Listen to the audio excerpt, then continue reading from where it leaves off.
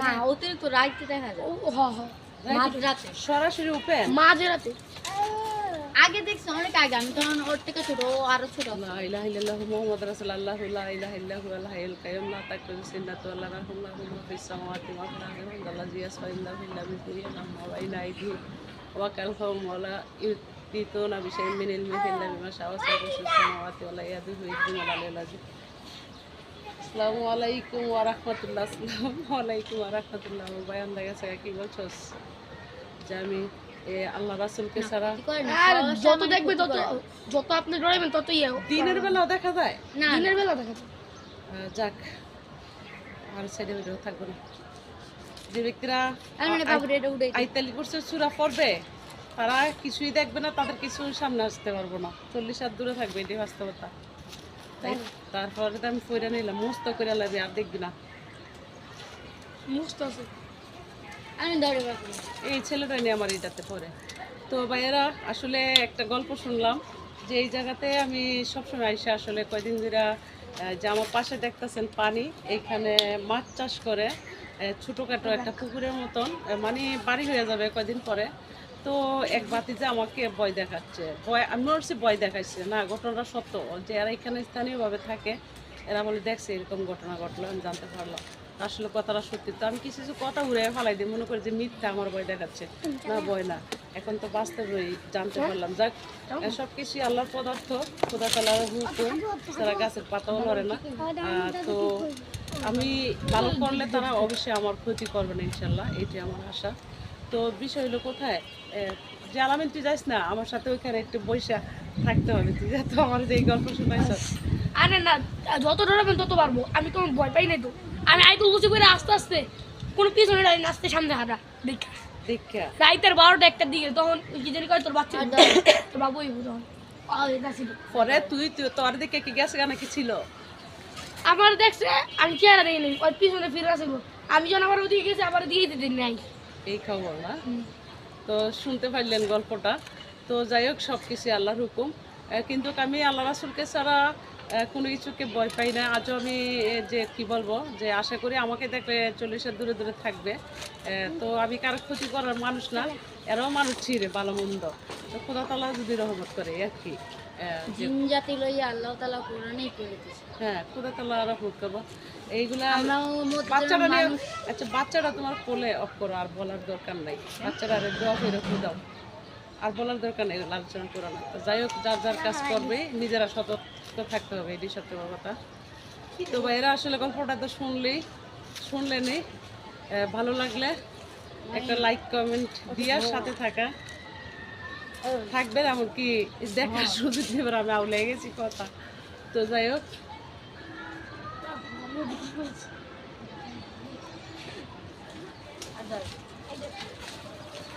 জীবনে কত গল্প শুনলাম যে গল্পটা শেষ নাই, কিন্তু যখন একা থাকা হয় রাতের বেলা একটু ভয় লাগে বাসার ভিতরে।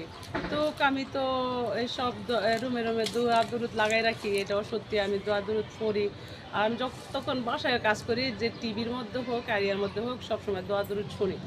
আর যেই ঘরে আল্লাহর কোরআন কালাম চলবে সেই ঘরে কখনো এসব কিছু বর করবে না, ওজা কবিরাজি জাদু টোনা এসব থাকবে না।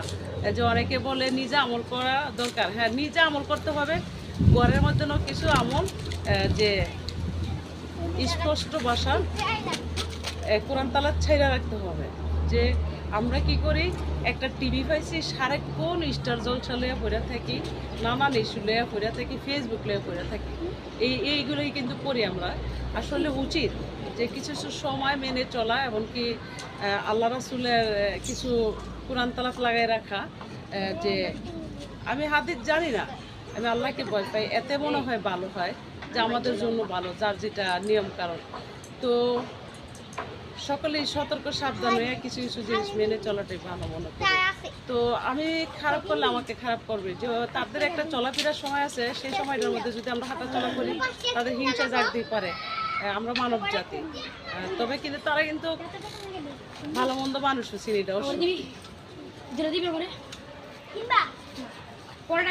মন্দ হোক, মায়ের কথা বাবার কথা মনে পড়ে গেল, মন্দ হোক ভালো হোক ছিল আমার বাবা কত কিছু শিখাই গেল, রইল না বাবা।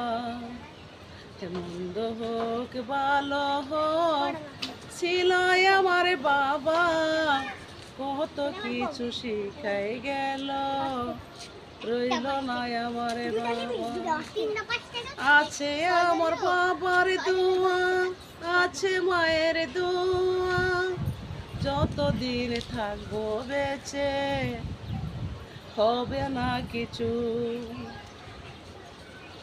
আছে আমার বাবার দোয়া, আছে মায়ের দোয়া, যতদিন বেঁচে থাকবো হবে না কিছু। আমি এতিম নারী